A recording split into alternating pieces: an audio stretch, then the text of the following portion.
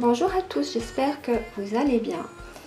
Je suis très contente de vous retrouver pour le premier bilan de cette année. Pour ce bilan, il y a 7 produits que j'ai postés et dont je voudrais vous faire le retour.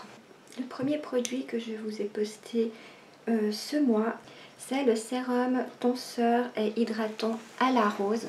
Donc ce sérum est fait à base d'aloe vera, d'hydrolat de rose, d'huile végétale de rose musquée, d'acide hyaluronique. J'ai mis un petit peu de coloron rouge, du cosgar, de la vitamine E, du bisabolol et de la glycérine. Alors ce que je peux dire sur ce produit, c'est que l'aloe vera, l'acide hyaluronique, la glycérine font vraiment très bien leur job d'hydratant. C'est un sérum qui hydrate parfaitement la peau. Il laisse un léger film protecteur sur le visage. Et l'huile de rose musquée ainsi que l'acide hyaluronique font également très bien leur job en tant qu'anti-âge. Donc il est légèrement tonseur. C'est un sérum que j'aime beaucoup. Je l'applique matin et soir et vous pouvez d'ailleurs voir, il n'en reste pas beaucoup. Je trouve que pour l'hiver, il est vraiment excellent. Ensuite, je vous ai posté la crème hydratante adaptée à tous les types de peau. Donc c'est une crème sans fragrance, sans huile essentielle et à base de produits qui sont vraiment très doux et très bons pour la peau. Comme hydratant, il y a le beurre de karité, l'huile d'amande, le beurre de cacao, la cire d'abeille, l'olive mille, l'aloe vera, la glycérine et la lantoïne. Donc c'est clair que tout ça c'est un combo pour une crème vraiment hydratante. Il n'y a rien d'agressif dans cette préparation. Et je l'ai fait tester à plusieurs personnes qui ont différents problèmes de peau. Et tout le monde l'a très bien supporté. Elle a vraiment beaucoup aimé. D'ailleurs, on m'a déjà demandé d'en refaire quelques pots. Ensuite, je vous ai posté le shampoing solide Guimauve Shikakai. Donc, il est à base de SCS et SLSA, d'huile de brahmi, de poudre de Shikakai, de poudre de guimauve, de protéines de soie, d'Onequat, de Kératine Protect.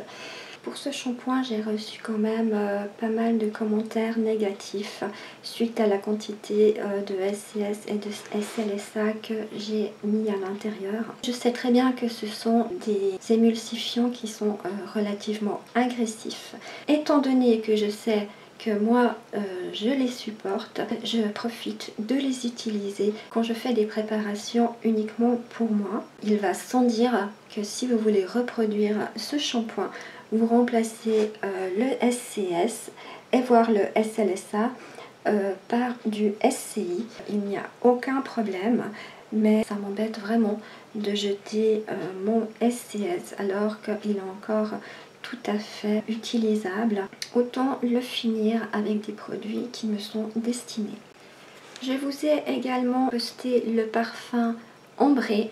Donc c'est un parfum dans lequel j'ai mis bien sûr de la base de parfum, j'ai mis de l'absolu de benjoin, de l'absolu de fève de tonka, de l'oléorésine de vanille, d'huile essentielle de santal et d'extrait de vanille. C'est un parfum que j'ai laissé 2 semaines en pause et que j'ai filtré hier. Dès qu'il a été prêt, je l'ai testé. C'est une odeur qui est douce. C'est un parfum qui sent pas mal la vanille, mais on sent quand même légèrement le santal et la fève de tonka. Il tient vraiment très bien. Je m'en suis mise hier et aujourd'hui encore, mes vêtements et mes cheveux sentent encore cette odeur, donc il n'y a pas de souci pour la tenue.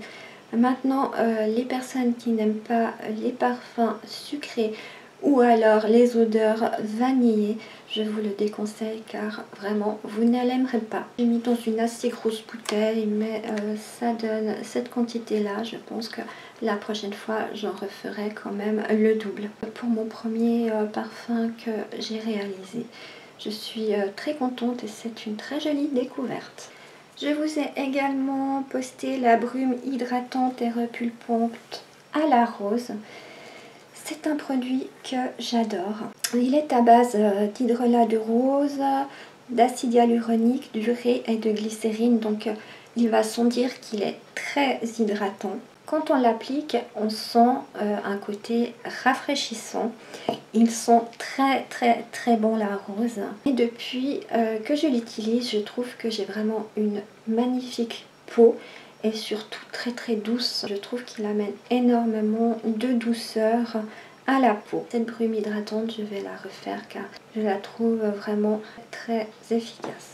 Je vous ai également proposé le sérum thermoprotecteur pour cheveux. Je l'ai testé que 2 fois, mais lorsque je l'ai utilisé, j'ai trouvé que mes cheveux étaient très brillants, très doux et que mes boucles tenaient beaucoup mieux que d'habitude.